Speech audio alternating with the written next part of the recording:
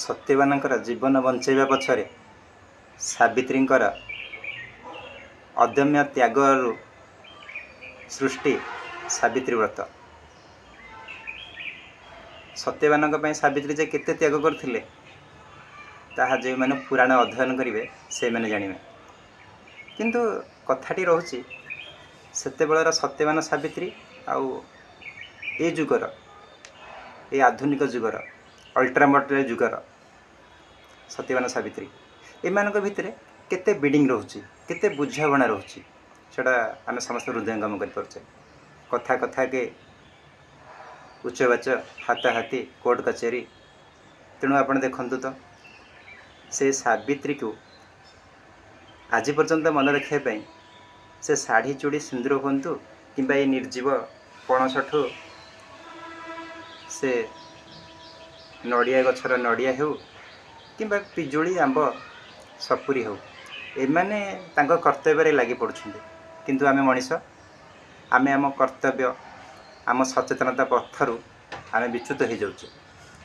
ये पणसटी भारी व्यस्त जे मु किपरि आसंता काली मु सावित्री रे योगदान देवी। फलर राजा आंब होई थाई पारे किंतु फल भितर देखा बृहत्काय आउ भीम से हला पणस। तेणु आसतु तार जेहेतु मन होती आम ताकू पूजा कार्य लगेगा सुजोग देवा ताप प्रस्तुति प्रति आम आगे नेचे। बर्तमान गाँव आसवा पणसटी पूरा पाची जा लत लत होताकू आम भांगा ताप सब प्रस्तुति रेडी। ये आमर रही जामर रिफाइन तेल चाकू बाहर प्लेट बर्तमान आम गांगला प्रस्तुत तले अस्नान होगापी आम न्यूज पेपर रखीदेचे। ये बर्तमान देखा आम पणस को ओपन करवा। भाई मनीष जदि एति बुझंता तेज आउ कि असुविधा रुहंता ना आम संसार संसार रथटी अति सुरुखुरे चलता। किंतु ना मनीष किंतु सब बुझीबनी।